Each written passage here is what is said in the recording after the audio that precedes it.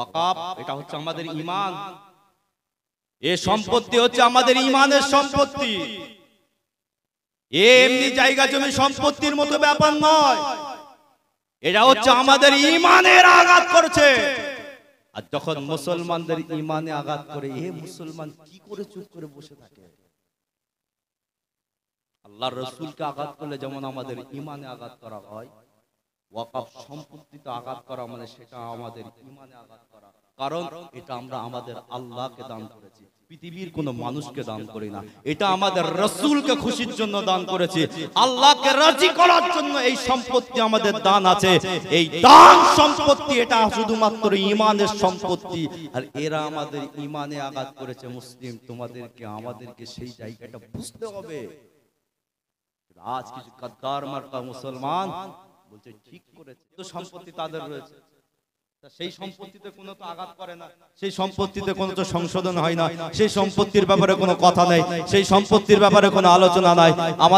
আমাদের জৈন ধর্মের বলুন, অন্যান্য ধর্ম বলি, আমাদের ভারতবর্ষে যারা আছে তাদেরও তো সম্পত্তি রয়েছে, তাদের সম্পত্তিতে কোনো আলোচনা নাই, তাদের জায়গা জমিতে কোনো কথা নাই। মুসলমানদের জায়গা জমিতে কথা।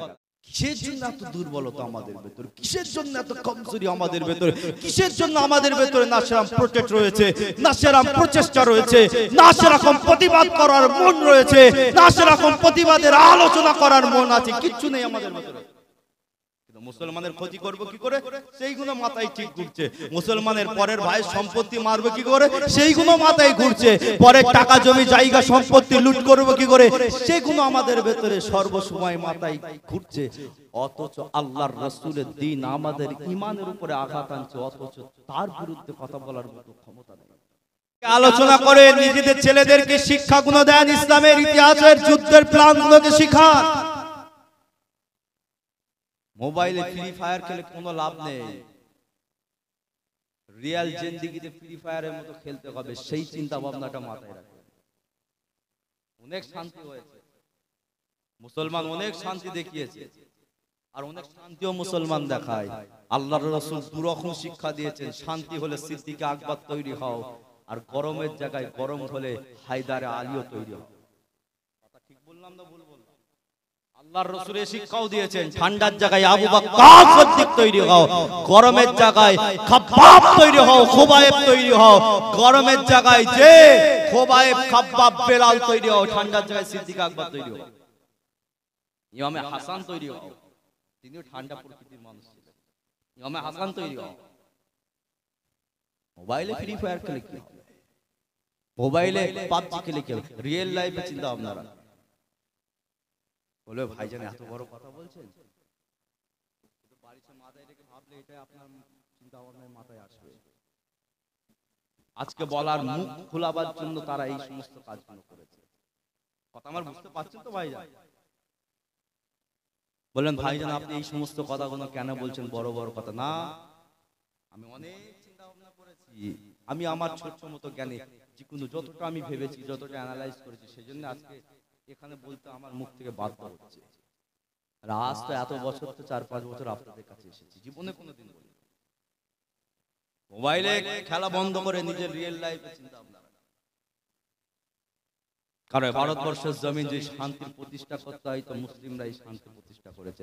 আমাদের ইতিহাস তোমরা মুছে দিতে পারো, ইতিহাস আমাদের বন্ধ করে দিতে পারো, ইতিহাস আমাদের নষ্ট করে দিতে পারো, মুসলমানদের অন্তর থেকে তোমরা ইতিহাস মুছাতে পারো। ভারতের জন্য মুসলিমরা যা করেছে, ভারতের জন্য মুসলিম যা করেছে, এটা ইতিহাস এখনো পর্যন্ত সাক্ষী দেয়। তুমি দেশের এইখানে ইতিহাস বন্ধ করতে পারো, বিদেশে চলে যাও, সেখানেও ইন্ডিয়ান হিস্টোরিক্যাল বইগুলো রয়েছে, সেখানে তুমি বন্ধ করতে পারবে না। তুমি এখানে বন্ধ করতে পারো। আরে তোমরা তো ইংরেজদের দালালি করা লোক, তোমরা কি ইসলাম, তোমরা কি দেশের শিক্ষা তোমরা শিখবে? ইসলামে তোমরা ইংরেজদের দালালি করে করে পা চেটে চেটে তোমাদের এই অবস্থা তৈরি হয়ে গেছে। ইংরেজরা তো সব আমাদের দেশ থেকে কেড়ে লুটে পুটে নিয়ে চলে গেছে, মুসলিমরা কিচ্ছু নিয়ে যায়নি। তারা লাল কেল্লা দিয়ে গেছে, তাজমহল দিয়ে গেছে, কুতুব মিনার দিয়ে গেছে, বড় মসজিদ দিয়ে গেছে, যে 7 গম্বুজ মসজিদ দিয়ে গেছে, ইসলাম মুসলিমরা সব দিয়ে গেছে, এরা কিচ্ছু নিয়ে যায়নি। আজকে তোমাদের মনে হয় মুসলিমরাই সব কিছু নষ্ট করেছে। ইন্ডিয়ার যত ঐতিহ্যবাহী জিনিস আছে হিস্টোরিক্যাল, সব থেকে বেশি মুসলিমদের আছে। 80 গোলাম কাঁধে বল্লম চালিয়ে চললেন, আল্লাহর কাছে দোয়া করলেন, আল্লাহ আমি কাঁধে বল্লমটা তুললাম, যে বল্লম দিয়ে ইসলামের বাঘের বাচ্চা বাঘ হযরতে হামজা হুজুরকে শহীদ করার কারণে আমি নবী কারা হলাম, আমি মদিনা কারা হলাম, আমার রাসূলের চেহারা মোবারকটা দেখা আমার জন্য হারাম হয়ে গেল। আয় আমার আল্লাহ, আমার রাসূল চলে গেছে, ভণ্ড নবী বার হয়ে গেছে, ভণ্ড নবী দাবিদার শুরু হয়ে গেছে। আয় আমার আল্লাহ, যে বল্লম দিয়ে ইসলামের একজন খুঁটিকে আমি শহীদ করার কারণে আমার নবী খারা গোলাম, আল্লাহ পাক এই বল্লম দিয়ে আমি অহাসিকে কতল করব, অহাসিকে শেষ করব। আল্লাহ আপনি আমাকে সাহায্য করেন, আল্লাহ আপনি আমাকে হুকুম দেন। এই বলে অহাসি গোলাম কাঁধের উপরে তলোয়ার আপনার বল্লমটা তুলে নিয়ে চললেন, ছুটতে লাগলেন। আপনার মুসাইলামাতুল কাজ্জাবের ঘরে খবর নিয়ে গোপনে তার ঘরের ভেতরে ঢুকে রাত্রির বেলায় ওই বল্লমটা বার করে বিসমিল্লাহ বলে তার বুকের উপরে চাপিয়ে দিবার পরেতে আমার আল্লাহ দরবারে হাত দুটো তুলে বলে, আল্লাহ ইসলামের সর্বপ্রথম যখন ইসলামের খুঁটিকে আমি শহীদ করে গিয়ে আল্লাহ নবী কারা গোলাম, আল্লাহ ইসলামের সব থেকে বড় দুশমন এই ভণ্ড নবীকে আমি কতল করলাম। আয় আমার আল্লাহ, আমার এই কতলটাকে আপনি কবুল করে নেন। আরে আমার কতলের খবরটা আমার রাসূলকে শুনিয়ে দেন, আমার নবীকে শুনিয়ে দেন, আমার রাসূলের মনটা খুশি করিয়ে দেন। আল্লাহর কাছ থেকে হুকুম হয়ে গেল, এলাকাম হয়ে গেল, এ ওয়াসি গোলাম রে, আমি আল্লাহ তোমার উপরে খুশি হলাম। আমি খুশি হবার সাথে সাথেও আমার রাসূলও তোমার উপরে খুশি হয়ে গিয়েছে। আমার রাসূল জানিয়ে দিয়েছে আমার ওয়াসি এবার আমার মদিনায় আসতে পারবে, আমার ওয়াসি আমার মদিনায় আসতে পারবে, আমার কাছে আসতে পারবে, আমার কাছে আসতে পারবে। ওয়াসি গোলাম সেই বল্লমটা তুলে নিয়ে খবর শোনার সঙ্গে সঙ্গে আল্লাহর নবী মসজিদে নববীর দিকে দৌড়ায়, আল্লাহর রাসূল মসজিদে নববীর দিকে দৌড়ে আল্লাহর রাসূলের রওজার কাছে গিয়ে আল্লাহর নবীর রওজার মাটিটা দিয়ে মাথাতে লাগায়, মুখেতে লাগায়, ইয়া রাসূলুল্লাহ, ইয়া হাবিবাল্লাহ, হুজুর মাফ করে দেন, হুজুর ক্ষমা করে দেন, হুজুর মাফ করে দেন, হুজুর ক্ষমা করে দেন। আল্লাহর রাসূলের রওজা থেকে আওয়াজ আসে, আল্লাহর রাসূলের রওজা থেকে আওয়াজ আসে, এ ওয়াসি গোলাম যাও, আমি রাসূল তোমাকে ক্ষমা করে দিয়ে আমি নবী তোমার জন্য দোয়া করছি, যা বাবা যা, আল্লাহ পাক তোমার নসিবে রহমতের জান্নাত দান করে দিয়েছে। আপনি কি করলেন নবীর জন্য? আমি কি করলাম নবীর জন্য? আমরা কি করলাম নবীর জন্য? এটা ভাবে, এটা মনে করে। আল্লাহ নবী সাহাবাদের ভেতরে একজন সাহাবা দাঁড়িয়ে গেলেন, এ নওজওয়ানেরা, যুবকেরা, আল্লাহর রাসূলের সাহাবাদের ভেতর থেকে একজন সাহাবা দাঁড়িয়ে গেলেন, ইয়া রাসূলুল্লাহ, ইয়া হাবিবাল্লাহ, আমি মুসাইলামাতুল কাজ্জাবের কাছে যাব। ইয়া রাসূলুল্লাহ, ইয়া হাবিবাল্লাহ, আপনি আমাকে হুকুমটা দেন, আপনি আমাকে ইজাজতটা দেন। ইয়া রাসূলুল্লাহ, মুসাইলামাতুল কাজ্জাবের কাছে গিয়ে এই চিঠিটা আমি মুসাইলামাতুল কাজ্জাবের মুখেতে গিয়ে ছুঁড়ে মারবো। আল্লাহর রাসূল তাকে হুকুম করলেন, ও আমার সাহাবা, এই নাও চিঠিটা নাও, যাও তুমি মুসাইলামাতুল কাজ্জাবের কাছে চলে যাও, যাও তার কাছে চলে যাও, তাকে গিয়ে আমার পক্ষ থেকে এই চিঠিটা তাকে তুমি দিয়ে দেবে। আল্লাহর রাসূলের সাহাবা মুসাইলামাতুল কাজ্জাবের উদ্দেশ্য করে ঘোড়ার উপরে উঠে হুজুর আমার সওয়ারি হয়ে গেলেন। আল্লাহর রাসূলের সাহাবা মাথায় পাগড়িটা বেঁধে নিলেন, ইসলামের পতাকাটা ডান হাতে নিলেন, আল্লাহর রাসূলের চিঠিটা নিজের বুকের সাথে রেখে দিলেন। এই সমাজের যুবকেরা, ও আমার বোন হরিশপুরের যুবকেরা, আল্লাহর নবী সাহাবা মুসাইলামাতুল কাজ্জাবের দিকে রওনা হয়ে গেলেন। মুসাইলামাতুল কাজ্জাবের যখন তার দরবারে যখন পৌঁছে যায়, মুসাইলামাতুল কাজ্জাবের হাজারো হাজারো ভক্তরা সব সেখানে বসে রয়েছে। মুসাইলামাতুল কাজ্জাব একটা উঁচু জায়গায় বসে রয়েছে।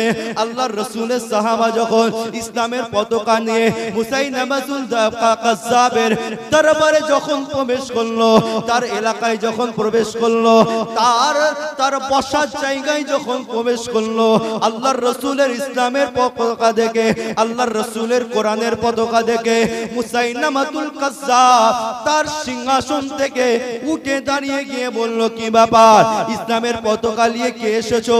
আমার এখানে ইসলামের পতাকা চলবে না, আমার এখানে ইসলামের পতাকার আওয়াজ চলবে না, আমার এখানে ইসলামের পতাকার জায়গা থাকবে না। মুসাইলামাতুল কাজ্জাব আল্লাহর রাসূলের সাহাবার দিকে তার সৈন্যদেরকে হুকুম করলো, যাও ওই মুহাম্মাদের পাগলের হাত থেকে ইসলামের পতাকাটা কেড়ে নাও, কোরআনের পতাকা কেড়ে নাও, আল্লাহর ওয়াহদানিয়াতের পতাকা কেড়ে নাও, শরীয়তের পতাকা কেড়ে নাও। কিন্তু মুসাইলামাতুল কাজ্জাবের কথা শুনে যখন তার দু একজন সৈন্যরা আল্লাহর রাসূলের সাহাবার কাছ থেকে গিয়ে যখন ইসলামের পতাকাটা কাটতে যায়, আল্লাহর রাসূলের সাহাবা এমন একটা ধাক্কা দিল যে বাস সঙ্গে সঙ্গে ওই সমস্ত সৈন্যরা আল্লাহর রাসূলের সাহাবার সামনে থেকে সরে যায়। মুসাইলামাতুল কাজ্জাব ইসলামের পতাকার অবমাননা করতে শুরু করলো।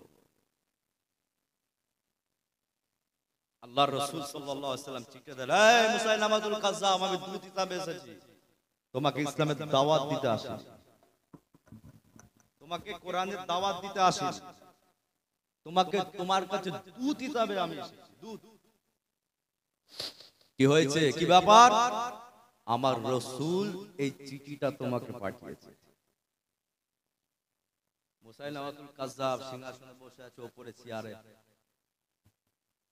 বলছে, ঠিক আছে, তুমি ওখান থেকে চিল্লে চিল্লে পড়ো, আমি নিজে কানে শুনবো।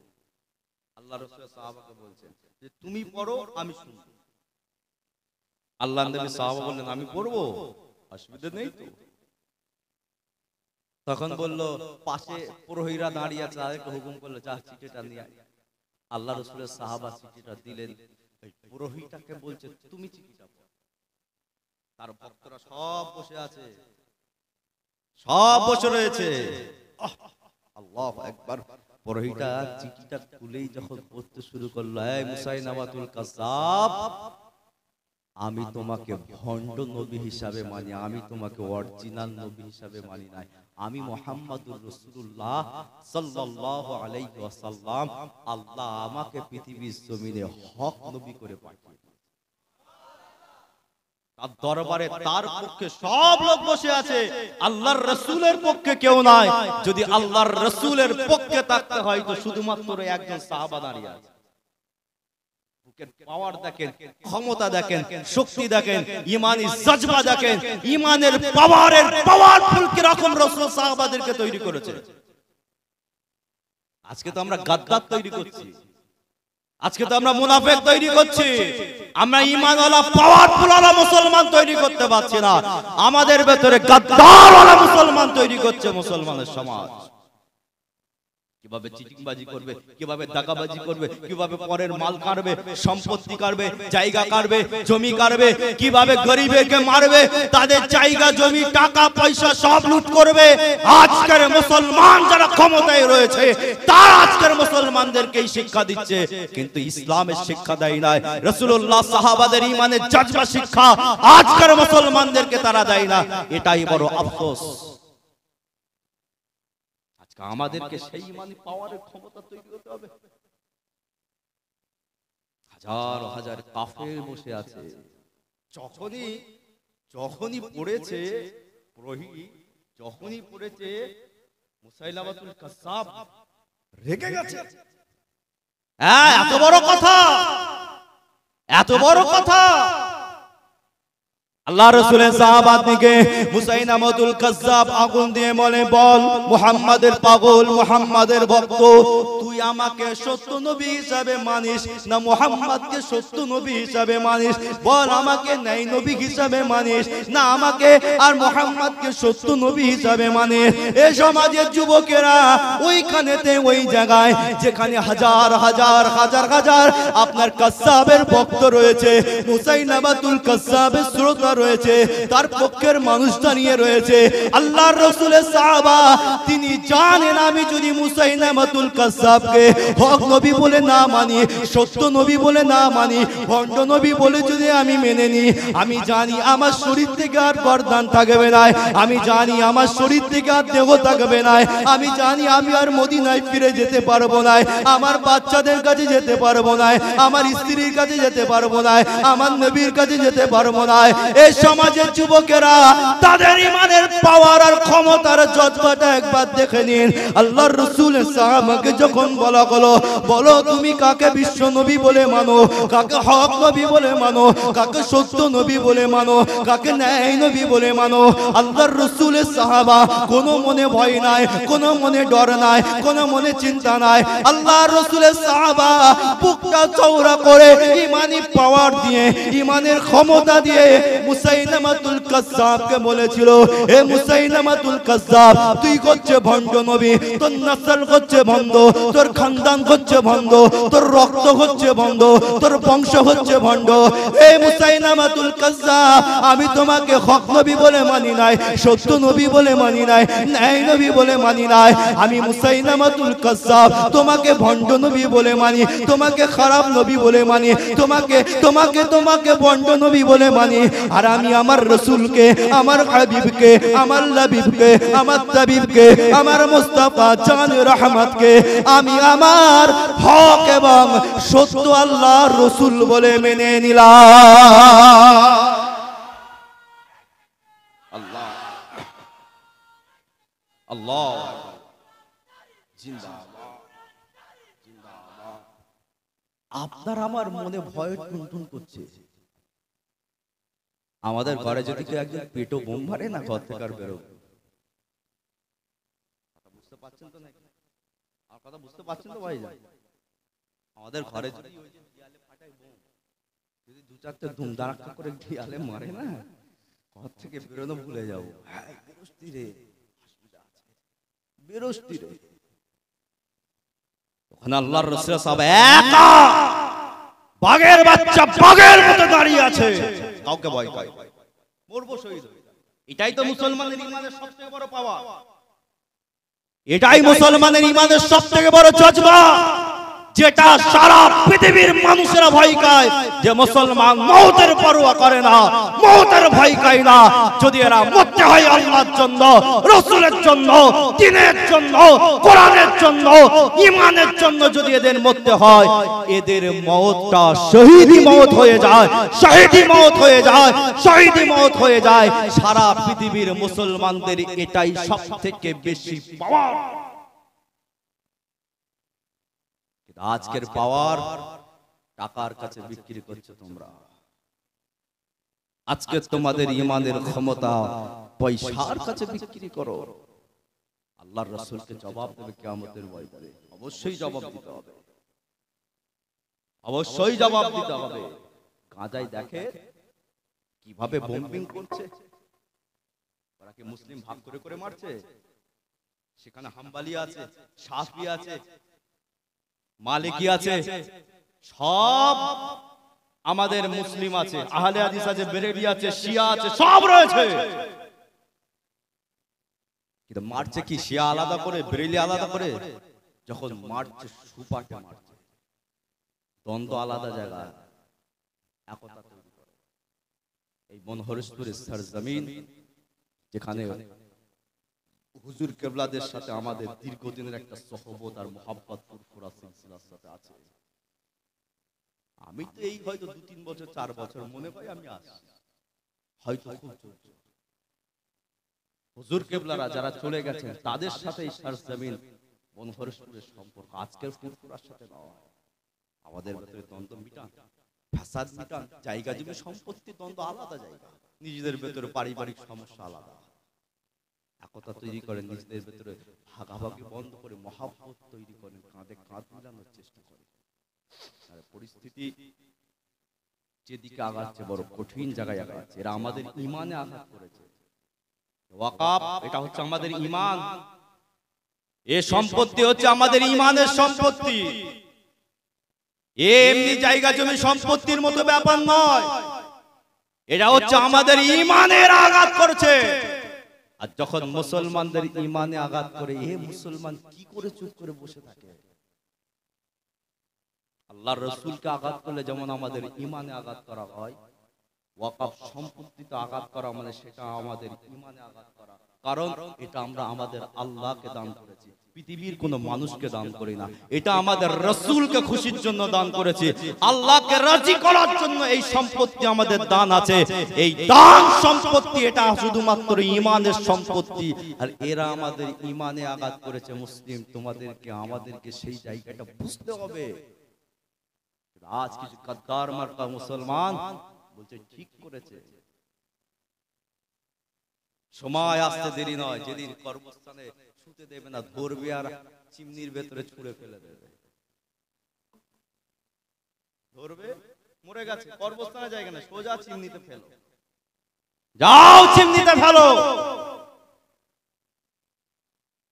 আমরা অবশ্যই বুঝতে পারছি পরবর্তী সিচুয়েশন আমাদের কাছে কি ফুটে আসবে, এটা আমরা পরিষ্কার ভাবে বুঝতে পারছি। বলো মসজিদ হাটাও, ক্লাব করব। কষ্ট পাচ্ছেন নাকি ভাইজান আমার কথা? যে কষ্ট পাচ্ছে, যদি আপনাকে বলে মসজিদ সরাও, এখানে ক্লাব করব, আপনার কিছু করার থাকবে না? আমার কিছু করার থাকবে।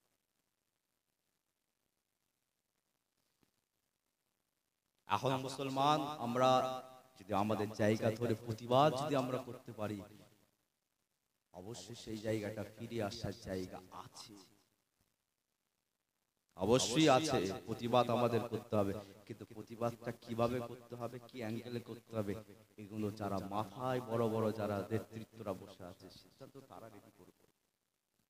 প্রতিবাদ আমাদেরকে করতে হবে, যেখানে হোক, যেমন করে হোক, যেরকম সিচুয়েশন হোক, এই প্রতিবাদ আমাদের করার প্রয়োজন আছে। কারণ ওয়াকফ সম্পত্তি এটা সংবিধান আমাদেরকে দিয়েছে 1952 বাবা সাহেব আম্বেদকর আমাদেরকে দিয়েছে। এই সম্পত্তি আমাদেরকে অ্যালটমেন্ট পাস করেছে, দেবত্ব সম্পত্তি তাদের রয়েছে। সেই সম্পত্তিতে কোনো তো আঘাত করে না, সেই সম্পত্তিতে কোনো তো সংশোধন হয় না, সেই সম্পত্তির ব্যাপারে কোনো কথা নাই, সেই সম্পত্তির ব্যাপারে কোনো আলোচনা নাই। আমাদের জৈন ধর্মের বলুন, অন্যান্য ধর্ম বলি, আমাদের ভারতবর্ষে যারা আছে তাদেরও তো সম্পত্তি রয়েছে, তাদের সম্পত্তিতে কোনো আলোচনা নাই, তাদের জায়গা জমিতে কোনো কথা নাই। মুসলমানদের জায়গা জমিতে কথা বলে। আমাদের ভারতবর্ষের জন্য সবথেকে লার্জেস্ট সেকেন্ড অথবা থার্ড পজিশনে যে সবথেকে বেশি জায়গা জমি সম্পত্তি থাকে, এটা হচ্ছে মুসলিমদের ওয়াকফ সম্পত্তি। এটাকে হরণ, এটাকে আগে নাও, এটা নিতে পারলে এদের সবকিছুটাই আমাদের হাতে চলে আসবে। আল্লাহর রাসূলের সাহাবা মুসাইলামাতুল কাজ্জাবের সামনে দাঁড়িয়ে আছে, এ মুসাইলামাতুল কাজ্জাব, আমি তোকে হক নবী বলে মানি না, তুই ভণ্ড নবী, তোর নসল ভণ্ড, তোর খানদান ভণ্ড। হাদিস শরীফের মধ্যে পড়ছিলাম, এই সমাজের যুবকেরা মুসাইলামাতুল কাজ্জাব এত রাগান্বিত হয়ে গেল, এতটা রেগে গেল, তুই নাকি আমাকে ভণ্ড নবী বলে মানিস, আমার খানদানকে ভণ্ড বলিস, আমার নসলকে ভণ্ড বলিস, আমার রক্তকে ভণ্ড বলিস, আমার নসলকে ভণ্ড বলিস। মুসাইলামাতুল কাজ্জাব সঙ্গে সঙ্গে হুকুম করলো, যাও এই মুহাম্মাদের পাগলকে ধরে নিয়ে এসো, মুহাম্মাদের পাগলকে ধরে নিয়ে এসো। আল্লাহর রাসূলের সাহাবা ইসলামের পতাকা কিন্তু উঁচু করে রয়েছে, শরিয়তের পতাকা উঁচু করে আছে, দ্বীনের পতাকা উঁচু করে রয়েছে। এই সমাজের যুবকেরা আল্লাহর রাসূলের সাহাবার ডান হাতে একটা তলোয়ার মারা হলো, ইসলামের পতাকা পড়ে যায়, শরিয়তের পতাকা পড়ে যায়। হুজুরের বাম হাতে আবার একটা তলোয়ার মারা হলো, হুজুরের বাম হাতটা কাটা পড়ে গেল, দুটো হাত কাটা চলে গেল।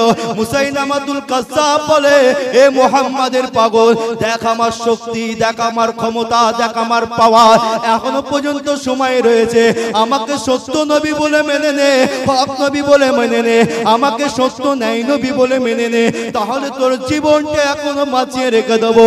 আল্লাহর রাসূলের সাহাবা ওই জায়গায়, ওই অবস্থায়, ওই পরিস্থিতিতে, ওই সময়ে আল্লাহর রাসূলের সাহাবা জানিয়ে দিলেন, হে মুসাইলামাতুল কাজ্জাব, আমাকে মওতের ভয় দেখাবি না, আমাকে মৃত্যুর ভয় দেখাবি না, আমাকে মওতের পরোয়া করি না, আমি আমার ভাইয়ের সাথে দেখা করে এসেছি, আমার ছেলেদের সাথে দেখা করে এসেছি, আমার স্ত্রীর সাথে দেখা করে এসেছি, আমার রাসূলের সাথে দেখা করে এসেছি। ইয়া রাসূলুল্লাহ, ইয়া হাবিবাল্লাহ, আর হয়তো দেখা হবে না, আর হয়তো জিয়ারত হবে না, আর হয়তো দিদার হবে না। ইয়া রাসূলুল্লাহ, ইয়া হাবিবাল্লাহ, মুসাইলামাতুল কাজ্জাবের কাছে আমি যাব, হয়তো আপনার সাথে আর মুলাকাত হবে না, হয়তো আপনার সাথে দিদার হবে না। এই মুসাইলামাতুল কাজ্জাব এখনো এই অবস্থায়, এই পরিস্থিতিতে দাঁড়িয়ে দাঁড়িয়ে তোকে বলছি, তুই হচ্ছিস ভণ্ড নবী, তোর খানদান হচ্ছে ভণ্ড, তোর নসল হচ্ছে ভণ্ড, তোর রক্ত হচ্ছে ভণ্ড। এ মুসাইলামাতুল কাজ্জাব, আমি সত্য নবী পেয়েছি, হক নবী পেয়েছি, ন্যায় নবী পেয়েছি, সত্য দিন পেলাম, সত্য ইসলাম পেলাম, সত্য কোরআন পেলাম। এই মুসাইলামাতুল কাজ্জাব, তোকে সত্য নবী বলে মানি নাই, আমি একমাত্র আল্লাহকে সত্য বলে মেনেছি, মুহাম্মাদুর রাসূলুল্লাহ সাল্লাল্লাহু আলাইহি ওয়াসাল্লামকে সত্য নবী বলে মেনেছি, তার দিনকে সত্য বলে মেনেছি, তার কোরআনকে সত্য বলে মেনেছি।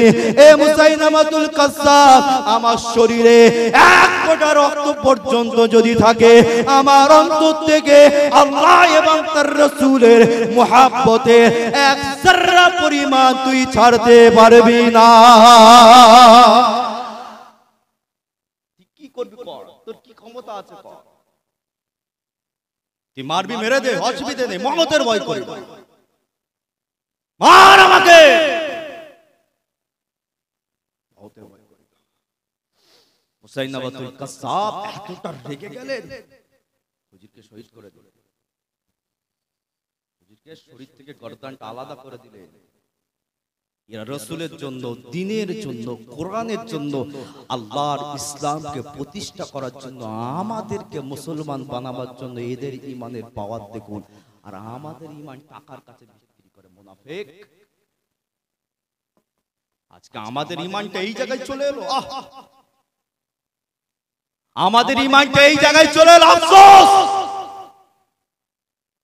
আমি আমার কথাও বলছি, আমার কথা বলছি, আমাদের ঈমানে মজবুতি কিসের জন্য এত দুর্বলতা আমাদের ভেতরে, কিসের জন্য এত কমজোরি আমাদের ভেতরে, কিসের জন্য আমাদের ভেতরে না সেরকম প্রোটেক্ট রয়েছে, না সেরকম প্রচেষ্টা রয়েছে, না সেরকম প্রতিবাদ করার মন রয়েছে, না সেরকম প্রতিবাদের আলোচনা করার মন আছে, কিচ্ছু নেই আমাদের ভেতরে। মুসলমানের ক্ষতি করবো কি করে, সেইগুলো মাথায় ঠিক ঘুরছে। মুসলমানের পরের ভাই সম্পত্তি মারবে কি করে, সেইগুলো মাথায় ঘুরছে। পরের টাকা জমি জায়গা সম্পত্তি লুট করবো কি করে, সেগুলো আমাদের ভেতরে সর্বসময় মাথায় ঘুরছে। অথচ আল্লাহর রাসূলের দ্বীন আমাদের ঈমানের উপরে আঘাত আনছে, অথচ তার বিরুদ্ধে কথা বলার মতো ক্ষমতা নেই। টাকার কাছে জুজু হয়ে যাচ্ছে তোমরা। আল্লাহর রাসূলের কাছে খবর হলো, হুজুর আপনার পাগল মুসাইলামাতুল কাজ্জাবের কাছে পাঠিয়েছিল, হুজুর তাকে শহীদ করে দিয়েছে, হুজুর তাকে শহীদ করে দিয়েছে। কে মুসাইলামাতুল কাজ্জাব? কে? আল্লাহু আকবার। তাকে ওহাশী গোলাম তাকে কতল করেছিল মুসাইলামাতুল কাজ্জাব। আপনারা জানেন কি ওহাশী গোলাম, যিনি সাইয়েদনা আল্লাহর রাসূলের চাচা হযরত হামজা রাদিয়াল্লাহু তাআলা আনহুকে কতল করেছিলেন, শহীদ করেছিলেন। ওহাশী গোলাম উহুদের যুদ্ধে, ইতিহাস আপনারা বিরল আছে শুনেছেন, উহুদের যুদ্ধ আল্লাহর রাসূলের চাচা, আমাদের শেরে খোদা হযরত হামজা রাদিয়াল্লাহু তাআলা আনহু, যিনি ইসলামে আসার পরে ইসলাম একটা ব্যাপক মজবুতি পেয়ে গেলেন, ব্যাপক ক্ষমতা পেয়ে গেলেন, ব্যাপক পালোয়ানগিরি এসে গেল, ইসলামের ভেতরে একটা বড় জজবা এসে গেল, মুসলমানদের ভেতরে ঈমানের একটা পাওয়ার বেশি এসে গেল। হামজা রাদিয়াল্লাহু তাআলা আনহু যখন ইসলামের ভেতরে প্রবেশ করলেন, উহুদের ময়দান আপনারা শুনেছেন, হুজুরকে কতল শহীদ করা হয়েছে, কিভাবে করা হয়েছে। আল্লাহর রাসূলের একজন মদিনা শরীফে বসে আছে, ওহাশী গোলাম আল্লাহর নবীর দরবারে, ওহাশী গোলাম আল্লাহ নবী সাহাবারা বলেন, ইয়া রাসূলুল্লাহ, হুজুর ওহাশী গোলাম দাঁড়িয়ে আছে। কে বাবা ওহাশী? হুজুর আপনার চাচা হামজাকে যিনি শহীদ করেছিলেন। হ্যাঁ, আমার চাচা হামজাকে শহীদ করেছে, ওহাশী এসেছে। আচ্ছা আসতে দাও, তাকে আসতে দাও, কি বলে দেখি, আসতে দাও। ইতিহাস আপনারা জানেন, ইসলামের জন্য এদের মেহনত, মিয়া সাহেব এগুলো ভাবে, এগুলোকে আলোচনা করে নিজেদের ছেলেদেরকে শিক্ষাগুলো দেন, ইসলামের ইতিহাসের যুদ্ধের প্ল্যান গুলোকে শিখান। মোবাইলে ফ্রি ফায়ার খেলে কোনো লাভ নেই, রিয়েল জিন্দেগিতে ফ্রি ফায়ারের মতো খেলতে হবে, সেই চিন্তা ভাবনাটা মাথায় রাখবেন। অনেক শান্তি হয়েছে, মুসলমান অনেক শান্তি দেখিয়েছে, আর অনেক শান্তিও মুসলমান দেখায়। আল্লাহর রাসূল দুরকম শিক্ষা দিয়েছেন, শান্তি হলে সিদ্দিক আকবর তৈরি হও, আর গরমের জায়গায় গরম হলে হায়দারে আলীও তৈরি হও। কথা ঠিক বললাম না ভুল বললাম? আল্লাহর রাসূল এই শিক্ষাও দিয়েছেন, ঠান্ডার জায়গায় আবু বকর সিদ্দিক তৈরি হও, গরমের জায়গায় খাব্বাব তৈরি হও, খুবাইব তৈরি হও। গরমের জায়গায় যে খুবাইব, খাব্বাব, বেলাল তৈরি হও, ঠান্ডার জায়গায় সিদ্দিক আকবর তৈরি হও। ইমামে হাসান তৈরি হও, তিনিও ঠান্ডা প্রকৃতির মানুষ ছিলেন, ইমামে হাসান তৈরি হও। মোবাইলে ফ্রি ফায়ার খেলে কি হবে? মোবাইলে পাবজি খেলে কি হবে? রিয়েল লাইফে চিন্তা আপনারা বলে ভাইজান এত বড় কথা বলছেন, বাড়িতে মাথায় রেখে ভাবলে এটা আপনার চিন্তা ভাবনায় মাথায় আসবে। আজকে বলার মুখ খোলাবার জন্য তারা এই সমস্ত কাজগুলো করেছে। কথা আমার বুঝতে পারছেন তো ভাইজান? বললেন ভাইজান আপনি এই সমস্ত কথাগুলো কেন বলছেন, বড় বড় কথা না? আমি অনেক চিন্তা ভাবনা করেছি, আমি আমার ছোট্ট মতো জ্ঞানে যেগুলো যতটা আমি ভেবেছি, যতটা অ্যানালাইজ করেছি, সেজন্য আজকে এখানে বলতে আমার মুখ থেকে বাধ্য হচ্ছে। আর আজ তো এত বছর, তো 4-5 বছর আপনাদের কাছে এসেছি, জীবনে কোনোদিন বলি মোবাইলে খেলা বন্ধ করে নিজের রিয়েল লাইফে চিন্তা ভাবনা। কারণ ভারতবর্ষের জমিন যে শান্তির প্রতিষ্ঠা করতে হয়, তো মুসলিমরা এই শান্তি প্রতিষ্ঠা করেছে। আমাদের ইতিহাস তোমার মুছে দিতে পারো, ইতিহাস আমাদের বন্ধ করে দিতে পারো, ইতিহাস আমাদের নষ্ট করে দিতে পারো, কিন্তু মুসলমানদের অন্তর থেকে তোমরা ইতিহাস মুছাতে পারো।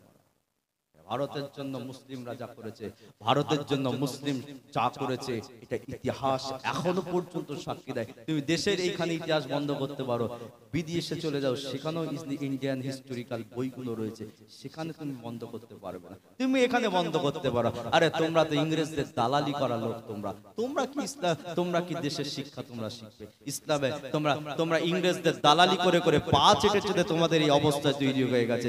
ইংরেজরা তো সব আমাদের দেশ থেকে কেড়ে লুটে পুটে নিয়ে চলে গেছে, মুসলিমরা কিচ্ছু নিয়ে যায়নি। তারা লাল কেল্লা দিয়ে গেছে, তাজমহল দিয়ে গেছে, কুতুব মিনার দিয়ে গেছে, বড় মসজিদ দিয়ে গেছে, যে 7 গম্বুজ মসজিদ দিয়ে গেছে, ইসলাম মুসলিমরা সব দিয়ে গেছে, এরা কিচ্ছু নিয়ে যায়নি। আজকে তোমাদের মনে হয় মুসলিমরাই সবকিছু নষ্ট করেছে। ইন্ডিয়ার যত ঐতিহ্যবাহী জিনিস আছে হিস্টোরিক্যাল, সব থেকে বেশি মুসলিমদের আছে। তুমি আজ সেগুলো মুছাতে পারো, মুছিয়ে দিতে পারো, মানুষের মন থেকে মুছাতে। আল্লাহ রাসূলের কাছে অহসি গোলাম আছে, চুপ চুপ করে টুকটুক করে আমার নবীর দরবারে এসেছে। কি ব্যাপার, কি ব্যাপার, কেন এসেছো? অহসি গোলাম আল্লাহ নবীকে বলেন, ইয়া রাসূলুল্লাহ, ইয়া হাবিবাল্লাহ, হুজুর আমি আপনার কাছে এসেছি মুসলমান হওয়ার জন্য। অহসি গোলাম বলেন, আল্লাহর রাসূলকে বলেন, ইয়া রাসূলুল্লাহ, ইয়া হাবিবাল্লাহ, আপনার কাছে এসেছি আমি মুসলমান হওয়ার জন্য। আল্লাহ নবী বললেন, অহসি রে, কেন তুমি মুসলমান হতে চাও? ইয়া রাসূলুল্লাহ, ইয়া হাবিবাল্লাহ, আমি বড় ভুল করে ফেলেছিলাম, আজকে সেই ভুলের তাড়নায় আপনার কাছে এসেছি। ইয়া রাসূলুল্লাহ, আমি আপনাকে নবী বলে মানতে চাই। আল্লাহর রাসূল কলমা পড়ালেন, অহসি মুসলমান হয়ে গেলেন। আমার রাসূল ওয়াহাশিকে জিজ্ঞাসা করছে, ওয়াহাশি তুমি কি আমাকে উহুদের ময়দানে আমার চাচা হামজাকে তুমি কেমন করে শহীদ করেছিলে? ওয়াহাশি তুমি কি আমাকে সেই কথাটা একটু শোনাবে? ওয়াহাশি আমি অনেকজনের মুখ থেকে অনেক রকম কথা শুনেছিলাম, কেননা আমি যখন উহুদের ময়দানে গিয়েছিলাম আমার চাচার হাত কাটা পেয়েছিলাম, আমার চাচার বুকটা কাটা পেয়েছিলাম, আমার চাচার বুকের কলিজাটা পর্যন্ত চিবিয়ে নিয়েছে, আমার আমার চাচার পা গুলোকে টুকরো টুকরো করেছে, আমার চাচার ডান হাত বাম হাত শরীর গুলোকে টুকরো টুকরো টুকরো টুকরো করেছিল। হাসিরে তুমি কি আমাকে ওদের ময়দানের আমার চাচাকে কেমন করে তুমি শহীদ করেছিলে, তুমি কি ওই কথাটা আমাকে শোনাবে? হাসি গোলাম অজন নয়নে কাঁদে, সাহাবায়ে কেরামরা অজন নয়নে কাঁদে, আল্লাহর রাসূলের চোখ দিয়ে পানিগুলো গড়িয়ে গড়িয়ে পড়ে। ইয়া রাসূলুল্লাহ, ইয়া হাবিবাল্লাহ, আপনি আমাকে জিজ্ঞাসা করবেন না, ইয়া রাসূলুল্লাহ আপনি আমাকে জিজ্ঞাসা করবেন না। আল্লাহ নবী বলেন, হাসিরে অনেকের মুখ থেকে অনেক রকম আমি কথা শুনেছিলাম, ও হাসি তোমার মুখ থেকে আমি শুনতে চাই। আমাদের ছেলেরা এখনো দাঁড়িয়ে দাঁড়িয়ে বিশ্বাস করে, এদেরকে এই শিক্ষাটা পর্যন্ত দিতে পারে। আমার ছেলেরা এখনো পর্যন্ত হারাম কাজে লিপ্ত আছে, এদেরকে সেই হারাম কাজ থেকে ফিরিয়ে হালাল কাজে আনতে পারিনি, এটাই বড় আফসোস। এই তো ঈদের দিনে চাঁদ রাতে বলেন কি অবস্থা, ডান্স হচ্ছে, গান হচ্ছে, দাড়ি সাদা, পায়জামা সাদা, জামা সাদা, মুখে সাদা দাড়ি নিয়ে ওপেন স্টেজে দাঁড়িয়ে দাঁড়িয়ে ডান্স করছে মুসলমানের চাচারা। কিসের তুমি নবীর দাবিদার করো? যাও ওদের দলে চলে যাও। ইসলামে থাকবে সাদা নারী, টুপি পরা, জামা পরা, ইসলামের নামে কলঙ্ক তৈরি করবে, ইসলাম তোমাকে জায়গা দেবে না, বেরো ইসলাম থেকে। এই তো বলেন না কোন জায়গা ভুলে যাচ্ছে, এগুলো বেরিয়ে ওই সাইড সম্ভব জায়গাটা বলে আল্লাহ মাকড়দা।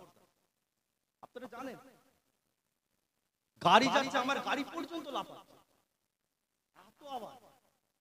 সেইখানে বাচ্চা বাচ্চারা দাঁড়িয়ে আছে, একজন মুরব্বি দিকে সেখানে স্টেজে উঠে ডান্স করছে।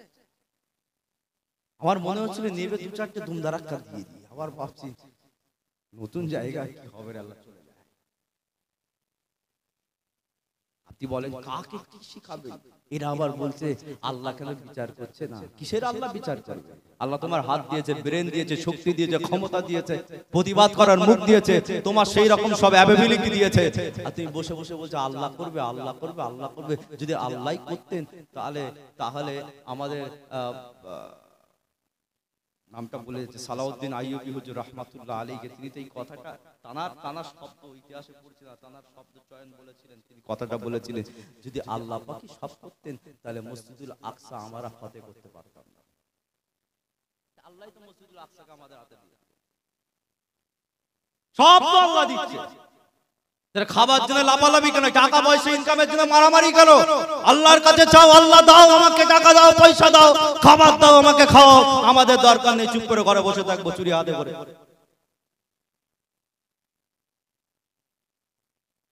আল্লাহ রাসূল কাঁদছেন, হাসি গোলাম কাঁদছেন। আপনারা জানেন যখন ওহদের ময়দানে গিয়ে যখন দাঁড়িয়েছি না, সাইয়েদনা হামজা রাদিয়াল্লাহু তাআলা আনহু শাহাদায়ে ওহদে দাঁড়িয়েছিলাম, চোখ দিয়ে ঠস ঠস করে পানি পড়ছে, হুজুরের সেই ওয়াকিয়াটা মনে পড়ে গেল। হাতগুলো কেটেছে, পিস পিস করে কেটেছে, পিস পিস করে কেটেছে। আমাদের কলা ধরে বলবে জল শ্রীরাম বড়, আপনারা জানেন বলছে এখনো পর্যন্ত। সেদিন একটা ভিডিও দেখছিলাম, আল্লাহু আকবার, জানি না কোন জায়গায় করেছে, আল্লাহ তার ইমানের তারাক্কি দিক, জজবা দিক, পাওয়ার দিক, যত মারছে তত বলছে আল্লাহু আকবার, যত মারছে তত বলছে আল্লাহু আকবার। এরা হাঙ্গর তৈরি হয়ে গেছে। ওরা যদি হাঙ্গর তৈরি হয়, আমাদেরকে সিংহ তৈরি হতে হবে।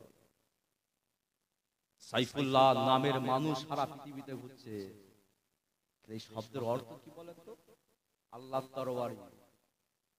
সাইফুল্লাহ নামের অর্থ কি? আল্লাহর তরবারি। এই নামের শব্দ কেন কেন সাইফুল্লাহ নাম তুমি রেখেছো?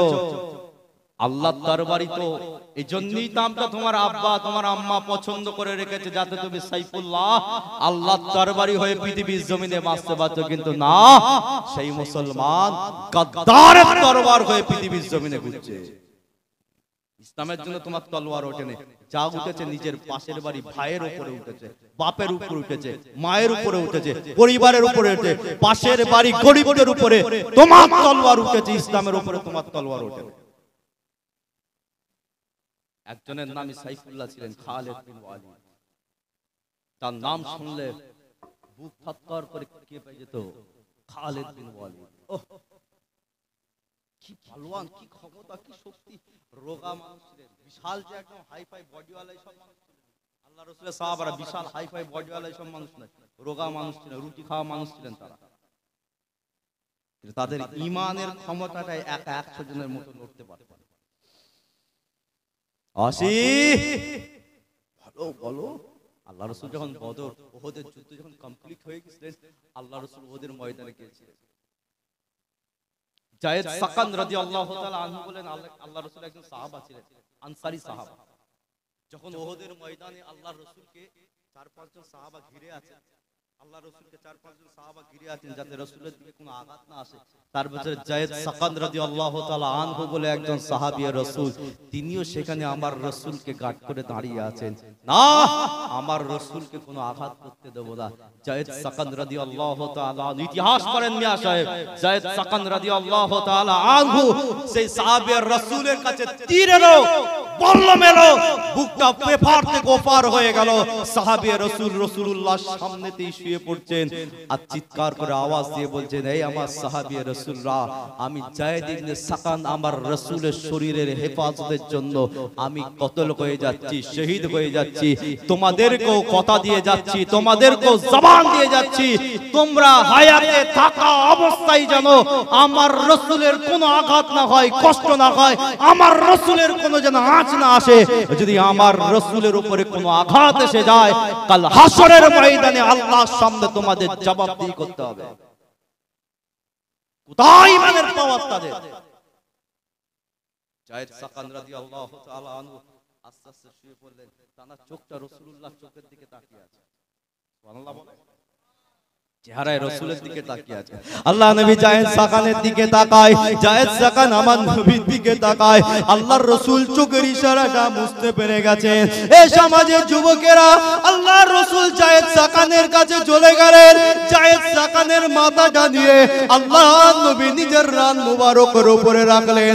এই রাখার সঙ্গে সঙ্গে যায়েদ সাকান হুজুরের আমার দুটো চোখের পাশ দিয়ে পানিগুলো গড়িয়ে গড়িয়ে পড়ে যায়। আমার নবী বুঝতে পারলেন, আমার নবী বুঝতে পারলেন, এই আমার সাহাবারা, আমার যায়েদ সাকানের মনে তামান্না ছিল আমার মওতটা যেন আমার রাসূলের কদমে হয়, আমার মওতটা যেন আমার হাবিবের কদমে হয়। সারা জীবন নবীর গোলামতি করে গেছি, আমার নবীকে মানার জন্য বাপারা গোলাম, আমার রাসূলকে মানার জন্য মা হারা গোলাম, আমার রাসূলকে মানার জন্য সয় সম্পত্তি হারা গোলাম, আমার রাসূলকে মানার জন্য সব হারা হয়ে গেলাম।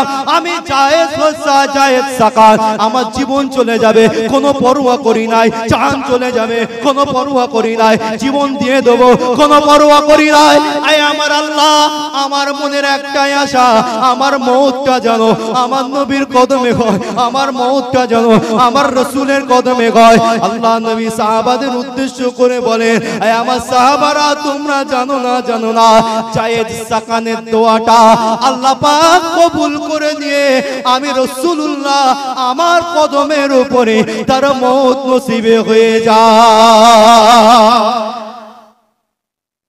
তাদের তামান্না ছিল, তাদের চিন্তা ভাবনা ছিল, তাদের চিন্তা ভাবনা এটাই ছিল, মরবো তো মরবো, রাসূলের কদমে মরবো। আর আমাদের চিন্তা ভাবনা জায়গা জমি সম্পত্তি মারামারি করতে করতে ওকে মারবো যেমন হোক। কথা ভুল বলছি না ঠিক বলছি ভাই? আমাদেরকে বুঝতে হবে, ইসলামের এই সমস্ত হিস্টোরিক্যাল ইতিহাস বুঝতে হবে, আল্লাহর রাসূলের এই সমস্ত সাহাবাদের জীবনী পড়তে হবে, ঘরের ছেলেদেরকে পড়াতে হবে, এদেরকে শিক্ষা দিয়ে বোঝাতে হবে আল্লাহর রাসূলের জন্য এদের কি করেছেন আর আমরা আমার নবীর জন্য কি করছি। সেই ওহদের প্রাঙ্গণ, আল্লাহর রাসূল যখন যুদ্ধ কমপ্লিট হয়ে গেল, খুঁজছেন নিজের চাচাকে, খুঁজে পাচ্ছে না। একদিকে দেখছেন একটা হাতের অংশ পড়ে আছে, আর একদিকে দেখছেন হাতের অংশ, পায়ের অংশ একদিকে। এটা আমার চাচা না, এটা আমার চাচা না। আল্লাহর রাসূল নিজে হাতে একটার পর একটা শরীরের অঙ্গগুলোকে জড়ো করছে, চোখগুলোকে উপড়ানো করেছে, চোখগুলোকে উপড়েছে। আল্লাহর রাসূল সব একটা জায়গায় জড়ো করেছে, করে একটা কাফনের ভিতরে পড়ে উটলির মতো বেঁধেছিলেন হামজা হুজুরের লাশ মুবারক আল্লাহর রাসূলের সামনে রেখেছে। প্রত্যেকটা সোহাদা, বদরে ওহদের সোহাদারা সব সামনে দাঁড়াচ্ছেন, রাসূল দোয়া করছেন, দিয়ে চলে যাচ্ছেন, কিন্তু নিজের চাচার লাশ মুবারকটা রাসূল সামনে থেকে ছড়াচ্ছেন না। এত রাসূল দুঃখ পেয়েছে। আল্লাহ, এরা আমার চাচার বুকের কলিজা পর্যন্ত চিবিয়ে খেয়েছে। হাসি, বলো বলো, কিভাবে কিভাবে কিভাবে আমার চাচাকে তুমি শহীদ করলে?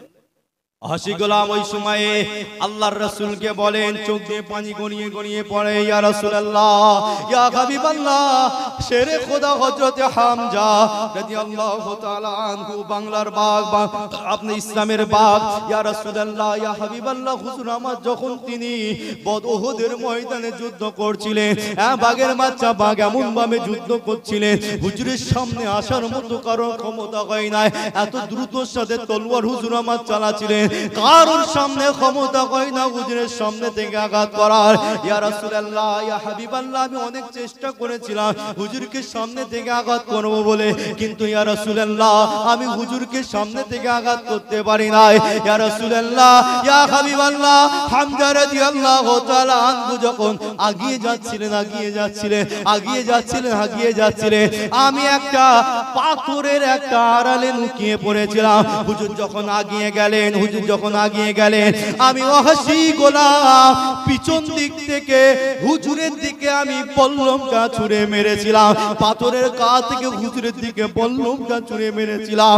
ইয়া রাসূলুল্লাহ, ইয়া হাবিবাল্লাহ, হুজুর আস্তে আস্তে পড়ে যাচ্ছেন, আবার উঠে দাঁড়ায়, আবার পড়ে যাচ্ছেন, আবার উঠে দাঁড়ায়, আবার পড়ে যাচ্ছেন। ইয়া রাসূলুল্লাহ, ইয়া হাবিবাল্লাহ, আমি হুজুরের সামনে গিয়েছিলাম, হুজুর এমন করে ওই অবস্থায় তলোয়ার চালাচ্ছিলেন, আমি সামনে যেতে পারি নাই।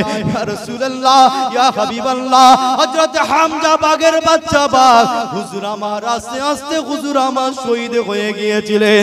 ইয়া রাসূলুল্লাহ, ইয়া হাবিবাল্লাহ, আমি হুজুরের বুক থেকে সেই পল্লমটা উঁচু তুলে নিয়ে আমি ওহদের ময়দান ছেড়ে পালিয়ে গিয়েছিলাম। ইয়া রাসূলুল্লাহ, ইয়া হাবিবাল্লাহ, আমি আর বলতে পারবো না কে হুজুরের হাতগুলো কেটেছে, কে হুজুরের পাগুলো কেটেছে, কে হুজুরের বুকটা কেটে কলিজাটা চিবিয়ে খেয়েছে। ইয়া রাসূলুল্লাহ, ইয়া হাবিবাল্লাহ, হুজুর এটা আমি জানি নাই। ইয়া রাসূলুল্লাহ, আর আমি এই কথা বলতে পারবো না। আল্লাহর রাসূল ফুপিয়ে ফুপিয়ে কাঁদেন, সাহাবায়ে কেরামরা ফুপিয়ে ফুপিয়ে কাঁদেন।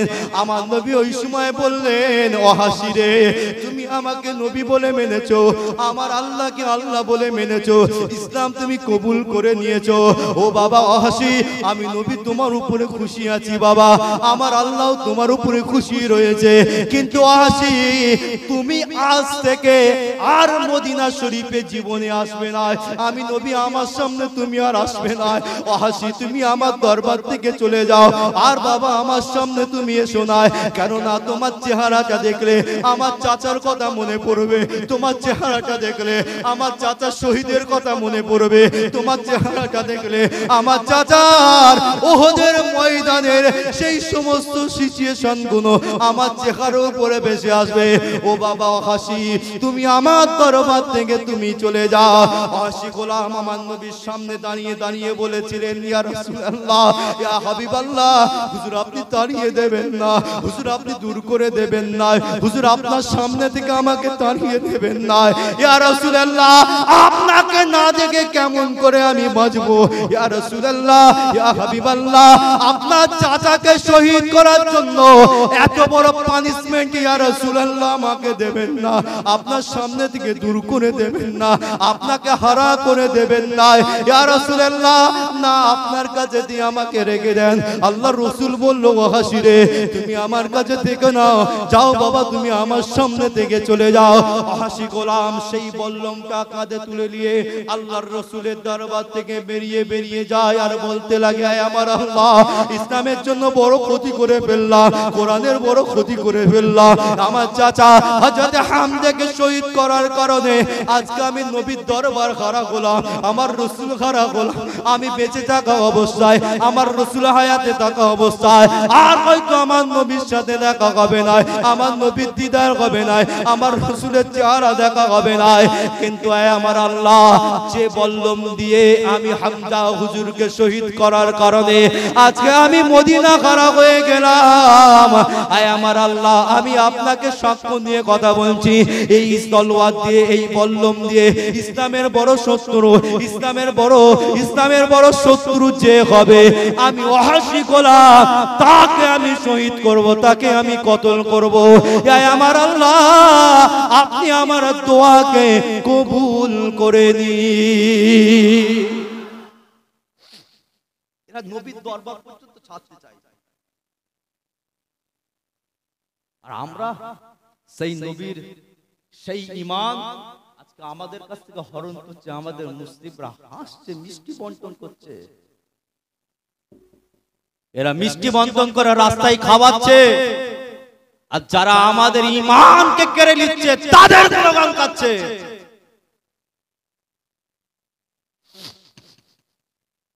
হুজুরের মনটা খারাপ, চলে গেলে আশি গোলাম রাসূলুল্লাহর মদিনা শরীফ ছেড়ে চলে গেলেন, জীবনে মদিনা শরীফ আর আসেন। শুনছেন তো ভাইজান, মদিনা শরীফ আর আসেন, চলে গেলেন। আশি গোলামের কাছে খবর গেল আল্লাহর রাসূল পৃথিবীর জমিন থেকে চলে গেছে। দেখেন মহব্বত তৈরি হয়েছে, দেখেন ঈমান তৈরি হয়েছে, দেখেন আমার নবী চলে গেছে, আমার নবী দুনিয়া ছেড়ে চলে গেছে।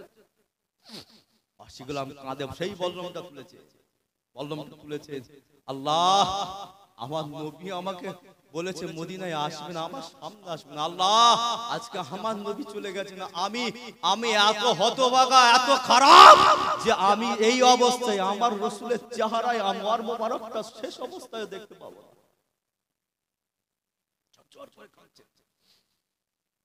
আল্লাহ রাসূলের সব হয়ে গেলেন, সিদ্দিক আকবর হুজুর তিনি বসলেন, খোলাফায়ে রাশিদিন, প্রথম খলিফা সিদ্দিক আকবর হুজুর বহু কিছু দমন করছে, আর মুসাইলামাতুল কাজ্জাব ওই সময় আবার উঠেছে। শুনছেন তো ভাইজান? এটা বলে আমি সংক্ষিপ্ত করব, বাড়াবো না, আমাকে আবার আগে যেতে হবে। মুসাইলামাতুল কাজ্জাব আবার বেড়ে উঠেছে, যেহেতু আল্লাহর রাসূল চলে গেছেন, সিদ্দিক আকবর খলিফা, মুসাইলামাতুল কাজ্জাব আওয়াজ তোলে, আমি হচ্ছি অরিজিনাল নবী, দেখ এখনো বেঁচে আছে, তোদের নবী ভণ্ড মরে গেছে, এখনো আমি বেঁচে আছি রে, দেখ। মুসলমানদের ভেতরে আবার বিভেদ তৈরি করছে। আশি গোলাম কাঁধেতে বল্লমটা তুললো, বলে এই তো পেয়েছি, আমার নবী মরে গেছে, তুই অরিজিনাল নবী, তুই অরিজিনাল নবী, আমার নবী ভণ্ড। আশি গোলাম কাঁধে বল্লম চালিয়ে চললেন, আল্লাহর কাছে দোয়া করলেন, আল্লাহ আমি কাঁধে বল্লমটা তুললাম, যে বল্লম দিয়ে ইসলামের বাগের বাচ্চা বাঘ হযরতে হামজা হুজুরকে শহীদ করার কারণে আমি নবী কারা হলাম, আমি মদিনা কারা হলাম, আমার রাসূলের চেহারা মোবারকটা দেখা আমার জন্য হারাম হয়ে গেল। আয় আমার আল্লাহ, আমার রাসূল চলে গেছে, ভণ্ড নবী বার হয়ে গেছে, ভণ্ড নবী দাবিদার শুরু হয়ে গেছে। আয় আমার আল্লাহ, যে বল্লম দিয়ে ইসলামের একজন খুঁটিকে আমি শহীদ করার কারণে আমার নবী খারা গোলাম, আল্লাহ পাক এই বল্লম দিয়ে আমি ওয়াহাশীকে কতল করব, ওয়াহাশীকে শেষ করব, আল্লাহ আপনি আমাকে সাহায্য করেন, আল্লাহ আপনি আমাকে হুকুম দেন। এই বলে ওয়াহাশী গোলাম কাঁধের উপরে তলোয়ার, আপনার বল্লমটা তুলে নিয়ে চললেন, ছুটতে লাগলেন। আপনার মুসাইলামাতুল কাজ্জাবের ঘরে খবর নিয়ে গোপনে তার ঘরের ভেতরে ঢুকে রাত্রির বেলায় ওই বল্লমটা বার করে বিসমিল্লাহ বলে তার বুকের উপরে চাপিয়ে দিবার পরেতে আমার আল্লাহ দরবারে হাত দুটো তুলে বলে, আল্লাহ ইসলামের সর্বপ্রথম যখন ইসলামের খুঁটিকে আমি শহীদ করে গিয়ে আল্লাহ নবী কারা গোলাম, আল্লাহ ইসলামের সব থেকে বড় দুশমন এই ভণ্ড নবীকে আমি কতল করলাম। আয় আমার আল্লাহ, আমার এই কতলটাকে আপনি কবুল করে নেন, আরে আমার কতলের খবরটা আমার রাসূলকে শুনিয়ে দেন, আমার নবীকে শুনিয়ে দেন, আমার রাসূলের মনটা খুশি করিয়ে দেন। আল্লাহর কাছ থেকে হুকুম হয়ে গেল, এলাকাম হয়ে গেল, এ ওয়াসি গোলাম রে, আমি আল্লাহ তোমার উপরে খুশি হলাম। আমি খুশি হবার সাথে সাথেও আমার রাসূলও তোমার উপরে খুশি হয়ে গিয়েছে।